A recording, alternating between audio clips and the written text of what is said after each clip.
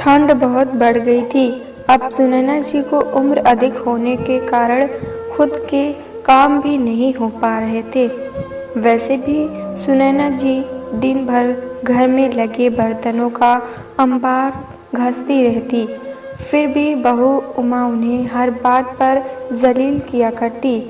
उमा दिन भर अपने दोनों बच्चों के व्यस्त रहती। उमा को तरह तरह के व्यंजन बनाने का बड़ा शौक था। यूट्यूब पर वीडियो देख देख कर उमा तरह तरह के पकवान बनाती, जो सिर्फ पति और बच्चों तक ही सीमित थे। कभी सुनैना जी को तो चखने तक का आग्रह न करती। बेचारे सुनैना जी के हिस्से तो सिर्फ बर्तन आते। उमा पकवान बनाने में पूरी रसोई गंदी कर देती और बहुत सारे बर्तन सिंक में जमा कर देती, जिसे सुनैना जी काम वाली बाई की तरह साफ कर देती। मगर अब ठंड में सुनैना जी से भी ज़्यादा काम नहीं हो पा रहा था। आज रात इतने सारे बर्तन कर सुनैना जी काँप उठी थी, क्योंकि असहनीय ठंड बढ़ रही थी। सुबह सुनैना जी ने उठकर अपनी चाय बनाई और मन ही मन बुदबुदाई, आज कैसे अपने कपड़े धोऊंगी और कैसे बर्तन करूंगी। थोड़ी देर बाद उन्होंने देखा कि बहू उमा अब सभी के कपड़े वॉशिंग मशीन से निकाल रही थी। उसने सभी के कपड़े मशीन में धोने डाले थे। सुनैना जी ये देखकर बोली, बहू तुम सभी के कपड़े मशीन में धो रही हो तो मेरे कपड़े भी मशीन में धो दे। मशीन में कपड़े अच्छे से धुल जाते हैं और ठंड भी अब असहनीय हो गई है। ठंड में मेरे हाथ भी सूज जाते हैं। सुनैना जी के मुंह से अभी इतना निकला ही था कि उमा गुस्से में लाल हो गई। बुढ़िया तेरी ये मजाक, तू मुझे अपने कपड़े धोने को बोलेगी? तेरी नौकर हूँ क्या? इतने में उमा अपनी सास सुनैना जी के बाल पकड़कर जोर से खींचकर उन्हें धक्का दे देती है। सुनैना जी का सर दीवार से जा टकराया और वह दर्द से कराहती हुई जैसे तैसे दीवार का सहारा लेकर अपने कमरे में चली गई और अपने बिस्तर पर बदहवास होकर गिर पड़ी। बिस्तर पर पड़े कब उनकी आंख लग गई उन्हें पता ही न चला। जब करीब 2 घंटे बाद उनकी आंखें खुली तो उन्होंने देखा कि उनका मस्तक सूज गया था और उन्हें बहुत दर्द हो रहा था और बहुत समय से कुछ न खाने के कारण उन्हें बहुत तेज भूख लग रही थी। वो उठकर धीरे धीरे चलकर बहू के पास गई और बोली, बहू मुझे बहुत भूख लग रही है, थोड़ा खाना दे दो। कल रात से कुछ नहीं खाया, बहुत कमजोरी लग रही है। बहू उमा किचन में गई और एक बासी सूखी रोटी लेकर आई और उसे जमीन पर फेंकते हुए कहा, ये ले बुढ़िया, इसे खा ले और उसके बाद जाकर बर्तन साफ कर दे, सिंक में बर्तन भरे पड़े हैं। सुनैना देवी को भूख इतनी तेज लग रही थी कि अभी उन्हें जो भी मिला वो खा लेती है। जल्दी से उन्होंने रोटी का टुकड़ा जमीन से उठाया और अपने कमरे में लेकर चली गई। रोटी सूखकर एकदम कड़क हो चुकी थी, उनसे खाई नहीं जा रही थी। उन्होंने थोड़ा पानी लेकर रोटी को पहले उसमें डुबो दिया, फिर जब रोटी थोड़ी नरम हो गई तो उसे पानी में निकालकर खाने लगी। सुनैना देवी के दिन ऐसे ही कटने लगे। हर 2 दिन 3 पर 1-2 रोटी उन्हें ऐसे ही फेंक कर दे दी जाती। वो उसे उठाकर ऐसे ही पानी में डुबा डुबा कर खा लेती। उनका शरीर बहुत कमज़ोर होने लगा था। उनकी नज़रें भी धीरे धीरे कमज़ोर होने लगी थी। एक तो शरीर की कमज़ोरी, ऊपर से घर में हमेशा काम, उनके हाथ पैरों में अब पहले जैसी ताकत नहीं रही थी कि वो बार बार उठकर बर्तन करे। और दूसरी तरफ उमा को कि हमेशा अपने और बच्चों के लिए स्वादिष्ट पकवान बनाकर सिंक में बर्तनों का अंबार जमा करके रखती। यदि एक दिन भी सुनैना जी ने घर का काम नहीं किया तो उन्हें बासी रोटी भी नसीब नहीं होती थी। मरता क्या ना करता वाली हालत हो गई थी। सुनैना जी की ना किसी से अपनी व्यवस्था बनाकर रख सकती थी और ना किसी पर आरोप लगा सकती थी। मुझ बुढ़िया की अब कौन सुनेगा, जिस बेटे को बचपन से इतना प्यार किया, पाला पोसा, जब वो ही अपना ना रहा तो कोई मेरी क्यों सुनेगा और मेरी क्या ही मदद करेगा। सोचकर सुनैना जी आंसुओं के घूंट पीकर रह जाती। सुन बुढ़िया, मैं और राकेश बच्चों सहित घूमने जा रहे हैं। रात तक वापस आएंगे। घर का सारा काम कर लेना, वरना कल तुझे बासी रोटी भी नसीब नहीं होगी। बोलकर उमा अपना बैग लटकाए घर से बाहर निकल गई। पीछे पीछे बेटा राकेश भी बच्चों के साथ बाहर चला गया। सुनैना जी ने सिंक में पड़े बर्तन के अंबार को साफ किया, कपड़े धोए, झाड़ू पोछा किया और थककर अपने बिस्तर पर निढाल होकर गिर पड़ी। शरीर अब साथ नहीं देता था, मगर उमा को कहाँ ये सब दिखाई देता था। उसने तो सुनैना जी को बस काम वाली बाई की तरह समझ रखा था। नहीं, काम वाली को भी लोग खाना अच्छा देते होंगे। यहाँ तो उमा सिर्फ सूखी बासी रोटी के बदले मुझसे इतना काम करवाती है और काम करने के बाद छिड़कती है। 100 अलग सोचते हुए उनकी आँख से आंसू बह पड़े और बिस्तर पर पड़े पड़े ही वो चिंतित में डूब गई। उनकी बहू उमा उनके साथ ऐसा व्यवहार करेगी, इसकी कल्पना भी उन्होंने नहीं की थी। पति के देहांत को अभी 4 महीने ही हुए थे। अभी तो मैं पति के जाने के गम से बाहर भी नहीं आई थी। अभी तो मेरे मन की वेदना भी खत्म नहीं हुई थी। अभी तो मुझे प्यार और सहारे की ज़रूरत थी, मगर आज मेरी बहू ने मेरे साथ ऐसा नीच कर्म किया। सोचते सोचते आंसुओं की धारा उनकी आंखों से लगातार बहती जा रही थी। उनके मन में तूफानों की आंधी चल रही थी।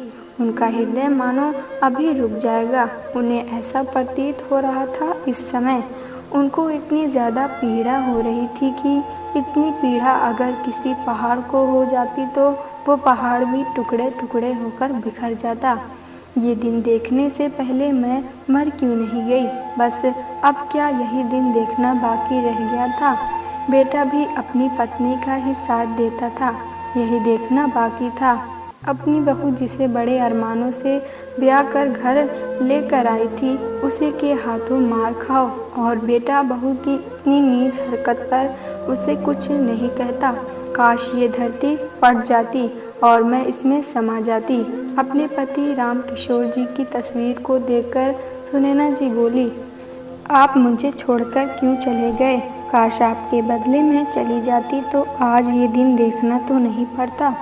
सुनैना देवी जी अपने पति राम किशोर जी को याद करके और भी ज़्यादा रोने लगती है। सुनैना देवी जी अतीत के गलियारे को खाती है। जब मैं इस घर में ब्याह कर आई थी, क्या था उनके पास एक मिट्टी का छोटा सा कच्चा घर। मैं दिन रात काम करती, सास ससुर की सेवा के लिए एक पैर पर खड़ी रहती। जब मुझे लाख जतन के बाद भी माँ बनने का सुख प्राप्त नहीं हो रहा था, मैंने कितने मंदिरों के चक्कर काटे, कहाँ कहाँ जाकर धागे बांधे, बाबा भगवान दर दर जाकर फरियाद मांगी। तब जाकर शादी के 7 साल के बाद राकेश का जन्म हुआ था। कितने लाड और दुलार से उसे पाल पोस कर बड़ा किया। अपनी खुशियों की आहुति देकर उसकी ज़िंदगी को रोशन किया, बढ़ाया लिखाया, इस काबिल बनाया कि आज अच्छे पद पर अच्छी कंपनी में कार्यरत है।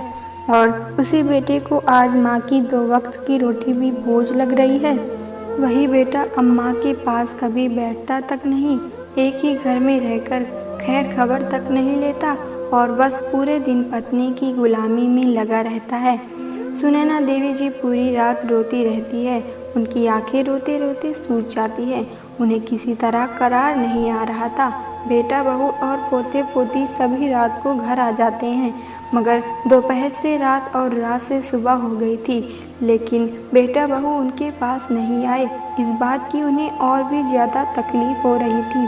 सुनैना जी सोचने लगी, जब इस घर में मेरी कोई कदर ही नहीं तो मैं इस घर में क्यों रही। मेरी उपस्थिति या अनुपस्थिति से किसी को कुछ फर्क ही नहीं पड़ता। मैं एक दिन कमरे से बाहर न जाऊं तो मेरा हाल पूछने आने वाला कोई नहीं। इस घर में सभी के लिए मैं करके काम करती हूँ, मगर मेरी मौजूदगी का किसी को एहसास नहीं। सुनैना जी ने अपने आंसू पोंछ और खड़ी हुई। बस अब बहुत हुआ, आज कुछ न कुछ फैसला तो लेना ही पड़ेगा। बहुत कर ली बेटे बहू ने अपनी मनमानी, सब कुछ सहन कर रही हूँ, इसका मतलब ये तो नहीं कि मैं कुछ कर नहीं सकती। कल भी तो भैया का फ़ोन आया था, बोल रहे थे 2-4 दिन यहाँ आ जा, मन बहल जाएगा, तो क्यों ना उनके घर ही चली जाऊं। सोचकर सुनैना जी ने एक बैग लिया और उसमें उन्होंने अपने कुछ कपड़े रखे, जमीन और घर के कागजात रखे, जितना भी गहने उनके पास थे अपने बैग में रखे और अपने घर से निकल पड़ी। जब घर से बैग लेकर जा रही थी तो बेटे और बहू ने उन्हें रोकने की कोशिश तक नहीं की। सुनैना देवी जी घर में सामान लेकर निकल तो चुकी थी, किंतु उनके हृदय में अनेक प्रकार की दुविधा ने जन्म ले लिया, क्योंकि जब से सुनैना देवी जी इस घर में बहू बनकर आई थी, तब से कभी भी ऐसे सामान के साथ में मायके नहीं गई थी। ससुराल की जिम्मेदारियों ने सुनैना देवी जी को इस कदर बांध दिया था, कभी ऐसी नौबत ही नहीं आई कि सामान लेकर मायके जाना पड़े। एक रात के लिए राम किशोर जी के साथ अपने मायके जाती थी और वापस उन्हीं के साथ लौटकर आ जाती थी। जब सुनैना जी की माँ जिंदा थी, वो भी बेटी के मायके न रुकने के कारण खफा हो जाती थी। मगर सुनैना जी जब घर और ससुराल की जिम्मेदारियों का पिटारा खोलकर माँ के सामने बताती, तो माँ कहती, मेरी बेटी अपने ससुराल की इतनी फिक्र करती है, मेरे लिए यही काफ़ी है। देखना, तुझे भी तेरे जैसी ही बहू मिलेगी। एक दिन तूने ससुराल वालों के लिए इतने त्याग किए हैं, तो कहीं न कहीं तुझे भी तो इसके अच्छे परिणाम मिलेंगे। सोचकर सुनैना जी की फिर आंखें भर आई और वो मन ही मन बोली, न जाने कौन से जन्म के कर्म नड़ रहे हैं, जो ऐसी बहू मिली है जो बिल्कुल भी इज्जत नहीं देती। सुनैना जी का मन विचारों के गोते में लगा ही हुआ था और हृदय में ये दुविधा थी कि कल भाई को फ़ोन कर साफ साफ मायके आने के इनकार भी कर चुकी थी, मगर बेटे बहू का ऐसा रवैया अब बहुत खलने लगा था और सब सहन करने की शक्ति भी खत्म हो चुकी थी। मन में बहुत सुविधा चल रही थी, किंतु जाना भी था। सुनैना जी ने बहुत साहस के साथ भाई के घर में कदम रखा। भाई ने दरवाज़ा खोला। उनके भाई दीनदयाल जी, जो पेशे से वकील थे, सुनैना देवी जी को देखा तो चौंक गए, क्योंकि कल जब उन्होंने सुनैना से घर आने का आग्रह किया था, तब सुनैना ने ना कह दिया था। और सुनैना जो कभी ऐसे बैग लेकर मायके रहने नहीं आई थी, आज कैसे आ गई। दीनदयाल जी चौंकते हुए बोले, तुम अकेले आई हो, साथ में बेटा नहीं आया, सब कुशल मंगल तो है ना बहन। तभी भाभी जी अंदर से आई और अपनी ननद को देखकर प्रसन्न हो गई। अरे दीदी, आप कितना अच्छा लग रहा है आपको देखकर। दीदी अंदर आइए। आप तो वहीं खड़ी हो गई।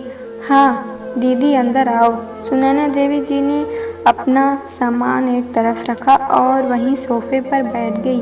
भाभी ने सुनैना देवी को पानी पिलाया, फिर उनके लिए खाना लेने चली गई। सुनैना देवी जी के चेहरे पर परेशानी का साया था, जो कि साफ साफ दिखाई पड़ रहा था।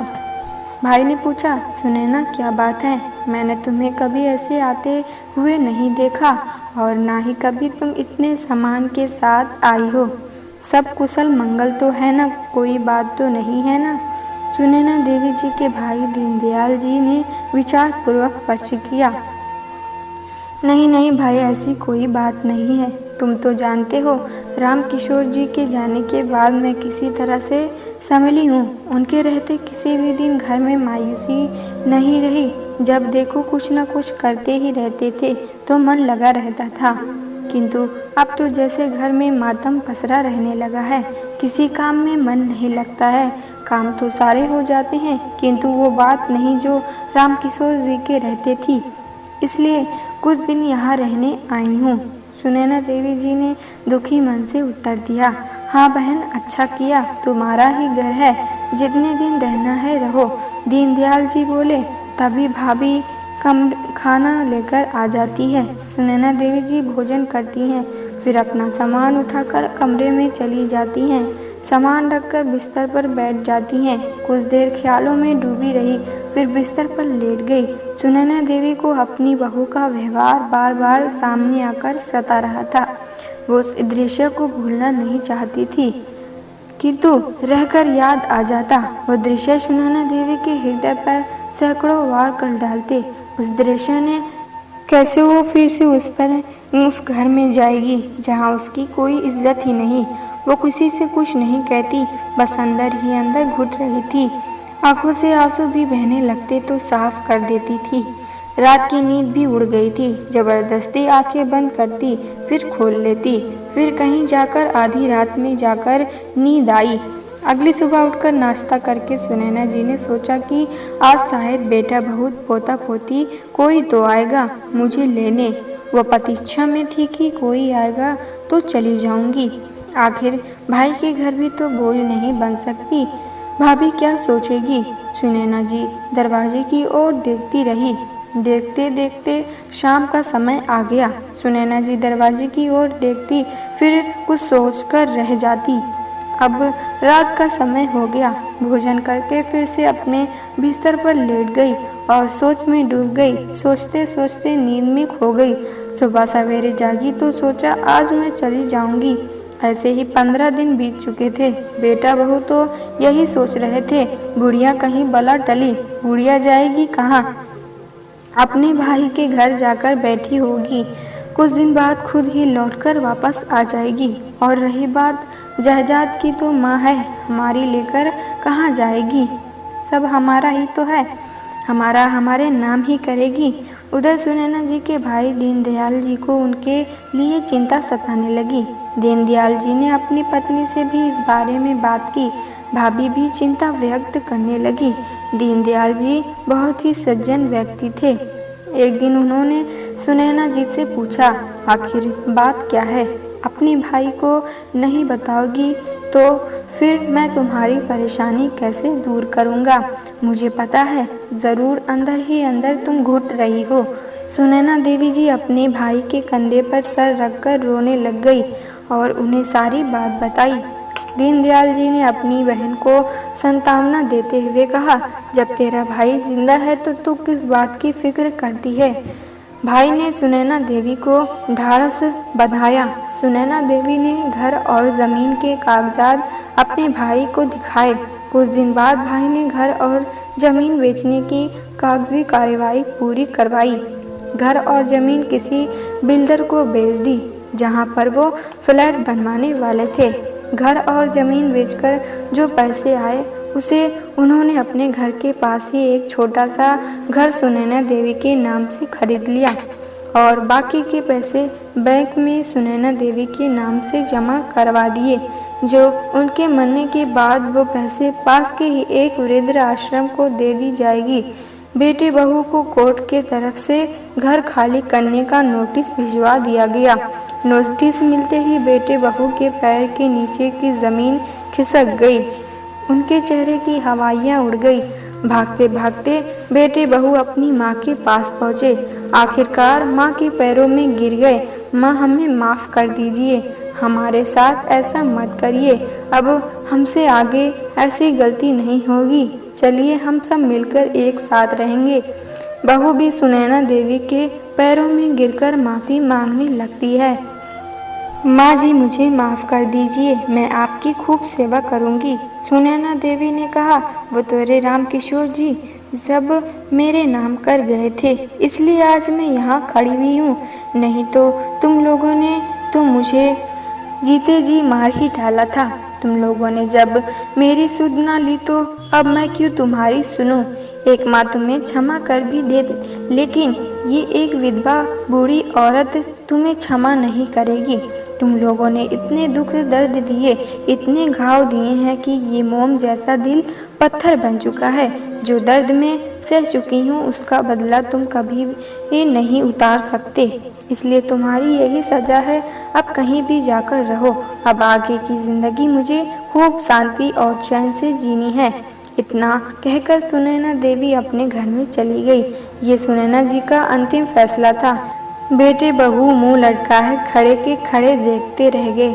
प्यारे दोस्तों, अगर ये कहानी आपको पसंद आए तो लाइक सब्सक्राइब करना ना भूलें।